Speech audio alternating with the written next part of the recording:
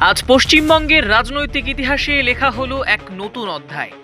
সকাল পর্যন্ত যা ছিল শুধুই জল্পনা, ফলাফল ঘোষণার সঙ্গে সঙ্গেই তা বাস্তবে পরিণত হলো।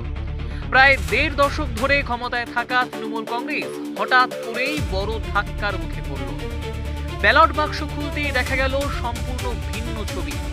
রাজ্যের একাধিক প্রান্তে গেরুয়া ঝড়, আসন ধরে ধরে পিছিয়ে পড়ছে শাসক দল। বহু কেন্দ্রে লড়াই ছিল হাড্ডাহাড্ডি, কিন্তু শেষ পর্যন্ত ফলাফল বলছে স্পষ্ট বার্তা, পরিবর্তনের পক্ষে রায় দিয়েছে জনগণ। শতাধিক আসনে হার, আর তার মধ্যেই ফুটে উঠেছে জনমতের বড়সড় পরিবর্তন। বিশ্লেষকরা বলছেন, এবারের নির্বাচনে অন্যতম বড় ফ্যাক্টর ছিল নির্বাচন কমিশনের কঠোর ভূমিকা।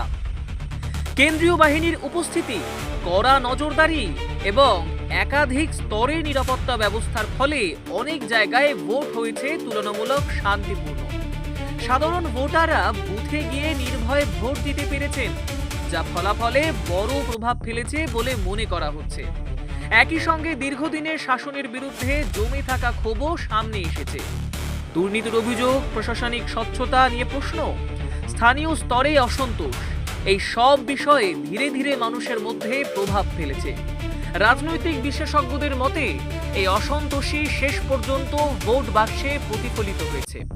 সংখ্যালঘু ভোট ব্যাংক নিয়েও নানা বিশ্লেষণ সামনে এসেছে। কিছু মহলের মতে প্রতিশ্রুতি ও বাস্তবতার ব্যবধান নিয়ে একাংশের মধ্যে অসন্তোষ তৈরি হয়েছিল, যা ভোটের ফলাফলে প্রভাব ফেলতে পারে। তবে এই বড় পরিবর্তনের মুহূর্তে সবচেয়ে গুরুত্বপূর্ণ বিষয় হলো শান্তি ও স্থিতিশীলতা বজায় রাখা।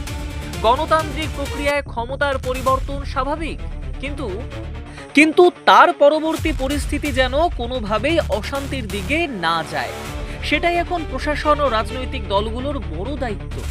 ইতিমধ্যে রাজ্যের বিভিন্ন জায়গায় সতর্কতা জারি করা হয়েছে।